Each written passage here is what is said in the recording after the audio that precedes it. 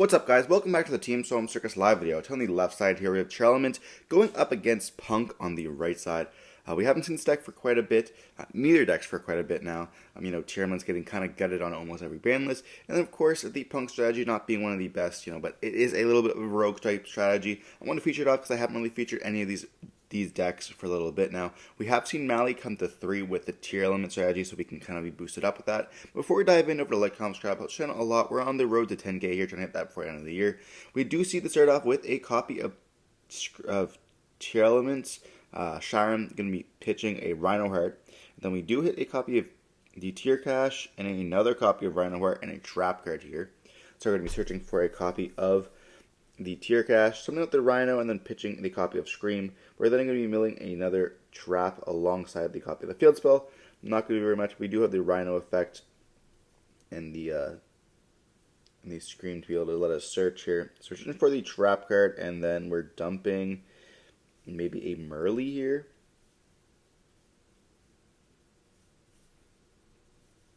Or dumping a Havness. Okay, that makes sense. You probably want to dump the Havness because of the fact that you can always go for your level 2 into sprint, and then sprint and then dump. We're going to be putting back the Sharon as well as the copy of the Havness there to go into the copy of the the Kaleido Heart. We're doing with it also the Kaleido in the graveyard.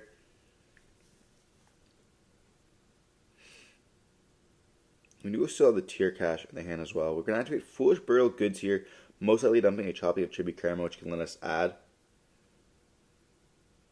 So maybe adding the copy of the Field Spell.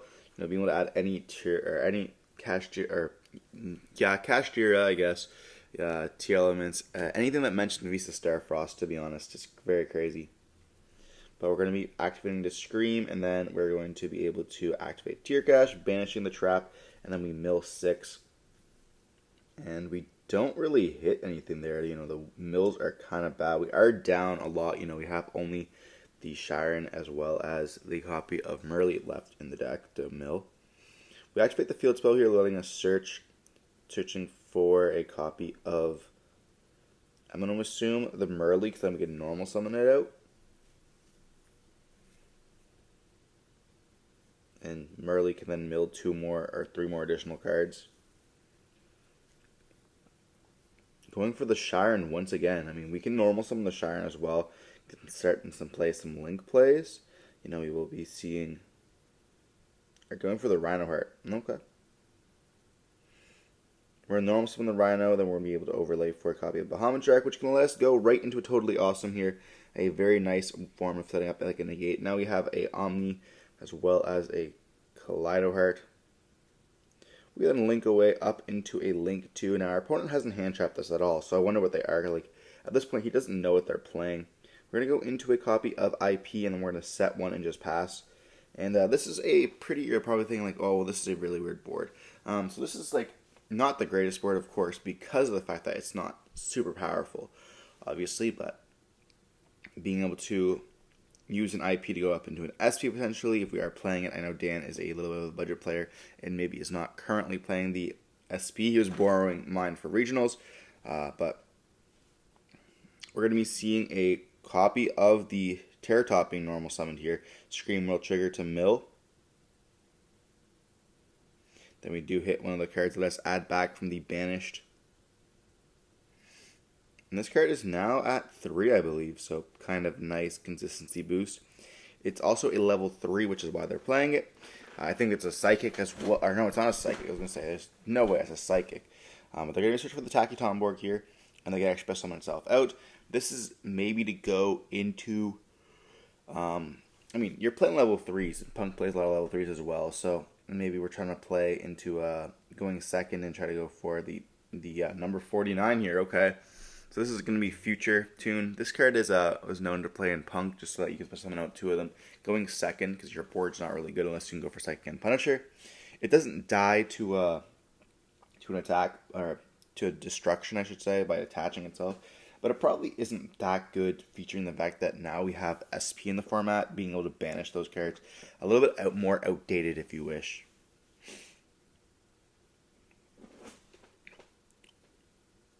See, enter battle phase and attack with itself. And they're going to take some damage.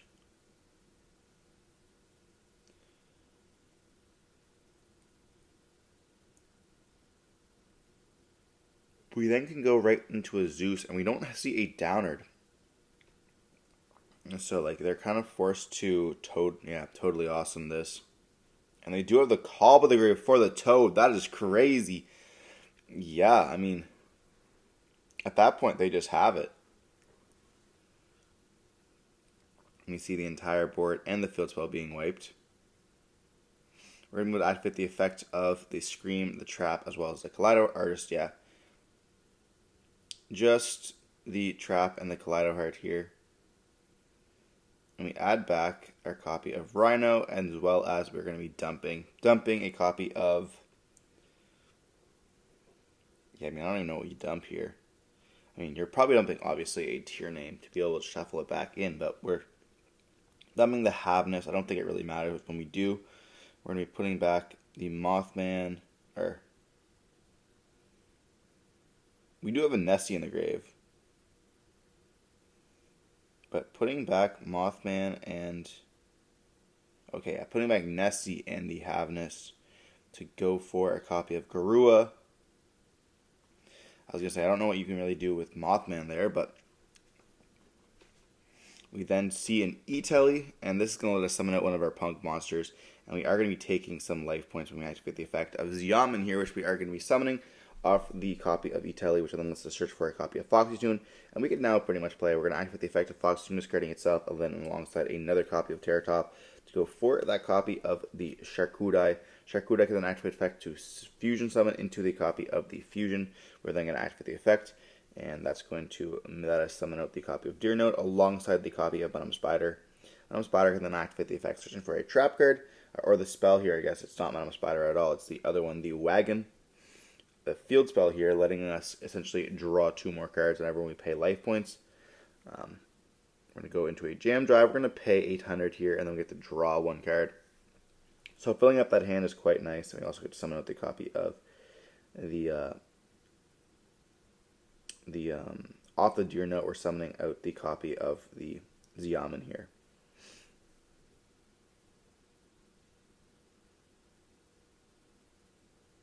So we're going to activate the effect, banishing the Deer Note to summon out another copy of the copy here of Venom Spider here that we did search. And we're going to pay 8 again. And they're counting the times they've paid, bringing them down to 42. Shout out Dan for putting that on camera so I can actually read it. Helps out a lot. We're going to be searching here for the mysterious Wagon, or whatever it's called. It's essentially a Veiler, or I guess an Imperm in this case. And we draw another card here, being pretty nice. We then get to go up into another copy here of the Psychic Punisher. And this card is quite huge. We pay 1,000 life points, I believe, to destroy or to banish that copy of the tier. And then we get to normal set up the Shai-Kuchai again, and we get to overlay for a copy of the XYZ Armor guy, which can let us search and draw. Or I guess we go up into the Armor guy, who lets us then search for the Full Armor's Trap. You know, being a new super in the new OTS pack, quite nice. I feel like these cards should have been super at some point. Like, you know, you want to kind of give those OTS packs those cards that, you know, some people do play in a little bit of a higher rarity. It's just like, it's super rare. It's not like it's crazy high. You're not giving them an ulti, but just being able to play like with super rare cards are pretty nice, especially when like they're kind of like the staple now. You don't see that many common cards. Obviously, there are lots of common cards. It's kind of interesting we didn't see any of the Melodious cards being in the OTS pack, but that's all right. But setting 2 cards and then passing on this, you know, the Full Armor XYZ, going to be able to rank up our opponent or our monster here. But having to deal with that Psychic Punisher, which is unaffected, is very difficult for them, especially with losing their copy of the Kaleido Heart to the banish pile.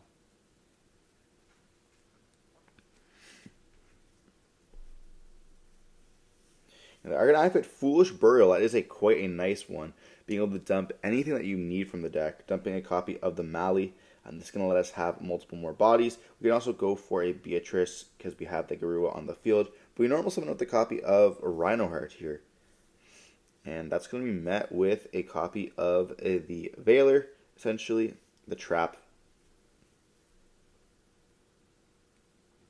And they are going to full armor to go up into the full armor Lancer, which can let us attach things from our opponent's side of the field quite nice.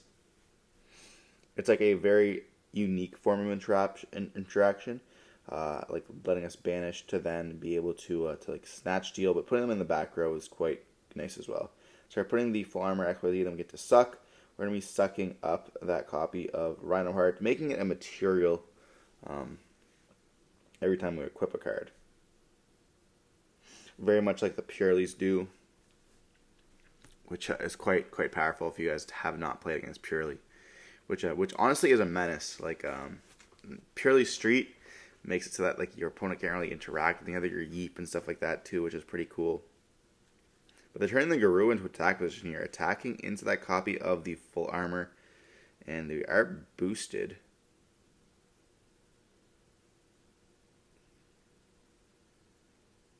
The Garou will die.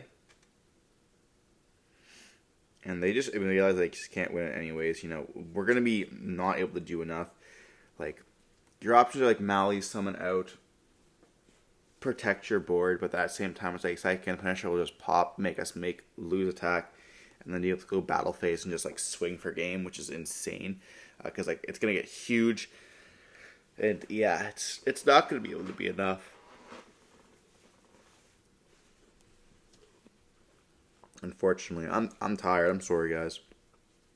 We're just coming back from the regionals, and we played ball afterwards. So I'm not really a ball player, so it kind of wipes me out a lot.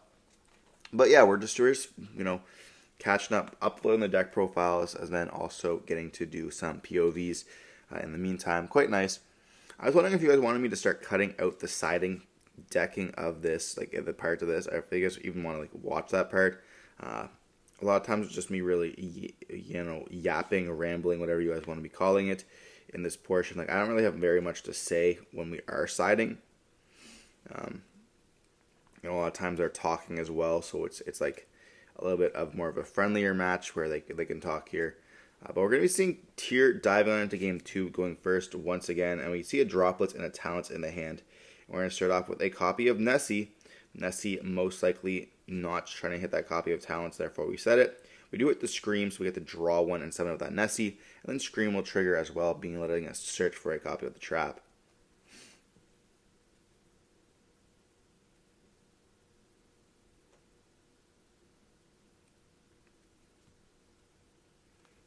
We see a Nessie activate once again here, and we hit a copy of Mothman at this point, summoning up the Nessie and then drawing one more card. And then Mothman will be able to activating, they let us both draw and then discard. And we're going to choose here to discard a copy of... I feel like we discard the copy of the Trap. We have Merly and Scream in the hand. And being able to activate the Scream and then normal summon the Merly will let us mill 6 cards here. But they are thinking quite profoundly on this. They're going to dump the Trap here, and we're going to dump a copy of Deer Note. And the Trap's going to let us search for a copy of the Shiren here. I definitely feel like we should have, that should have been a little bit more of a clear line. We're going to go Shiren effect. You're not even going to activate Scream first? That's wild.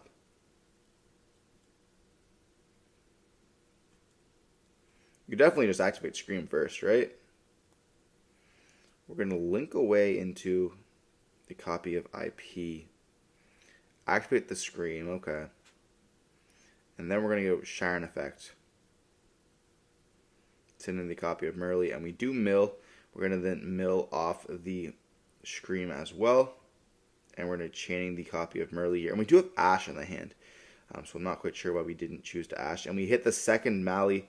And then we also see the Shadal card hit another card, being the Trap. But Merly will be able to fuse now. Chainlink 1 being Merly, Chainlink 2 being the Scream to both mill. Letting essentially you customize your fusion cards if you hit something better. But we're going to be putting back the copy of, to summon out a Garua here. Okay. We're then going to banish the Mali to summon out another copy of itself. And now we can go for a Beatrice, and we actually do have a few cards. Let's just take a second to talk about Beatrice. This card needs to be banned. Honestly, this card is like super generic, and we send a rollback here. Does that mean we're going for the FTK line in our opponent's draw phase with the Mayakashi trap here? Could potentially mean so. We're going to be doing it in the... We're going to set 2 cards, and then we're going to pass turn in our opponent's draw phase. We do send the Mayakashi trap. And like this is just one of the many ways that Beatrice is broken.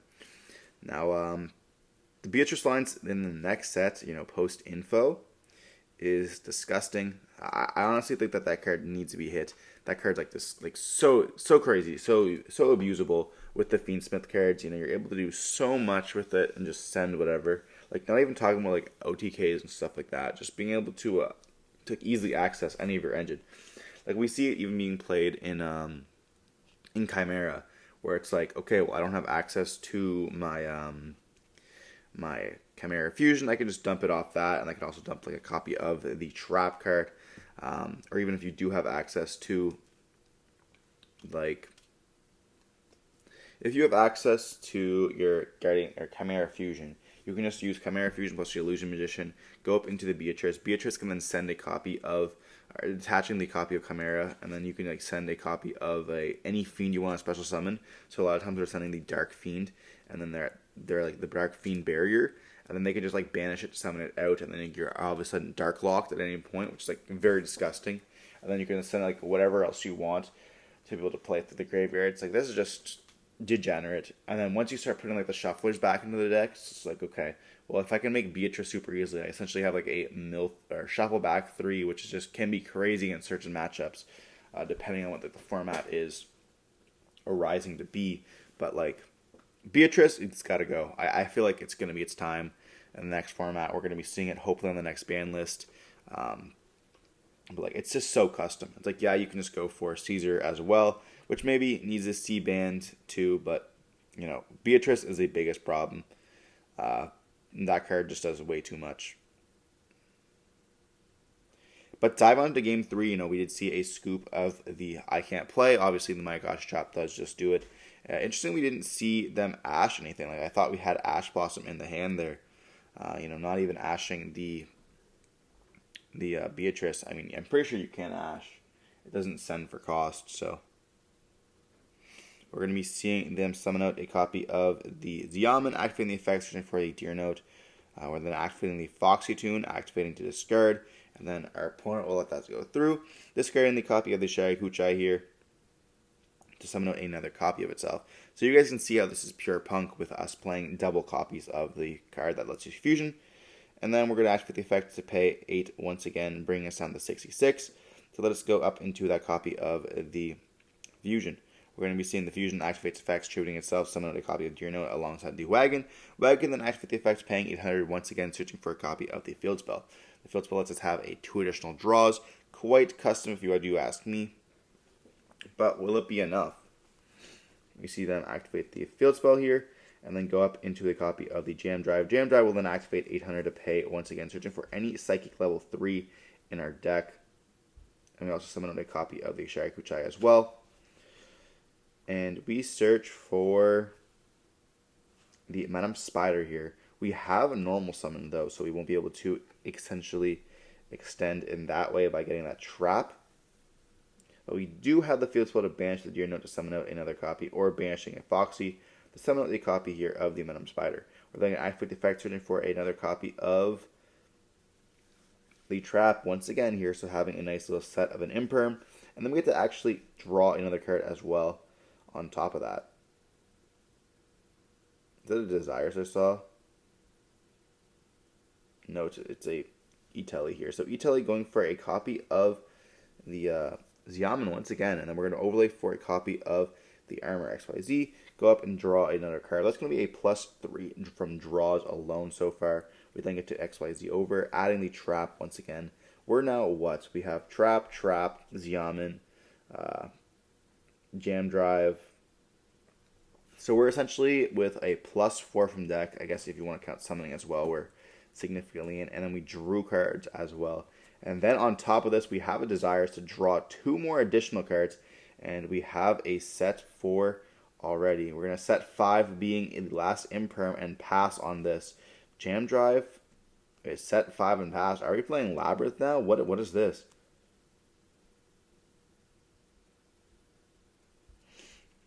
We're going to go, oh my god, evenly matched for 5. That is crazy. Tear goes right into the battle phase, and we see the evenly matched. All the giggling over there by get that evenly. We see David panicking over here. Shout out to David for this.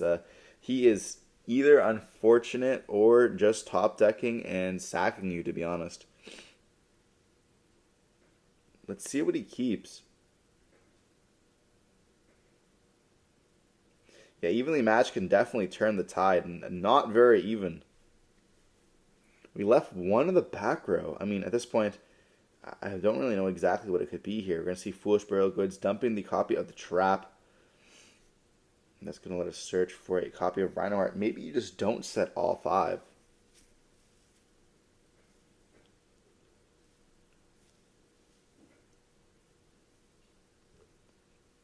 We're going to see a Scream going to be activated as well. Hopefully they have some hand traps in the hand so they can actually stop their opponent as well. And then we do see a Tear Cache going to be activating, banishing the trap, the summon itself out. We also see the Scream to mill. We're going to be milling 5 cards here. Or 6 cards, my bad. It's a 2 when it's into the graveyard. And we do see a Kaiju being played, most likely in the side, being able to kind of hit those stuff. But we do see the Mali being hit as well.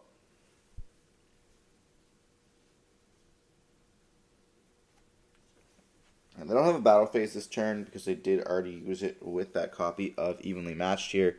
But they're going to normal summon a Rhino Heart. And then going to be able to mill Naspa. They know in hand. We know there's a trap. And we do keep just an imperm there to stop that.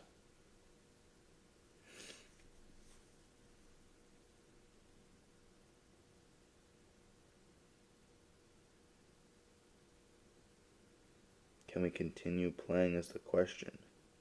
We have 3 cards left in our hand. We're going to Mali to go into another copy of itself. And we're going to most likely start the Link Climb here. We can go into an IP, which can then let us go into a copy of Sprint if we need to dump the copy of... I guess we could also go into Dark if we wanted to. But IP, go up into the Sprint, then dump.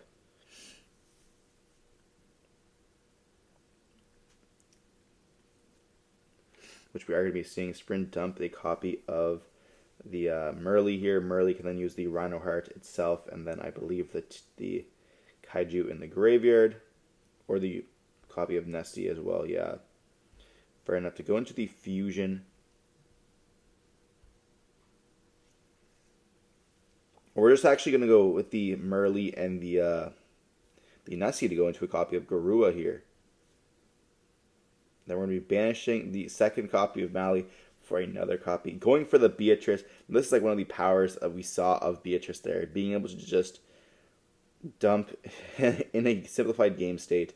This is super crazy. We're going to be dumping here. And what do we choose? A copy of Shiren. And that's going to be able to then mill and putting back the copy of the Kaiju and the Rhino Heart. Letting us get an additional draw and another copy essentially of during the next turn. Being able to fusion summon. So we're going to go for the copy of Kaleido. And our opponent admits defeat here, knowing it. And we see Dan go, this is a power of Tear into the camera. Well, this is truly the power of Tear. In a simplified game set like that, we saw an evenly matched for like 7 cards. That is crazy. Turning the tide altogether and being able to just combo. We can't come back from that, especially not with P.U.NK. Unfortunately, for that deck there.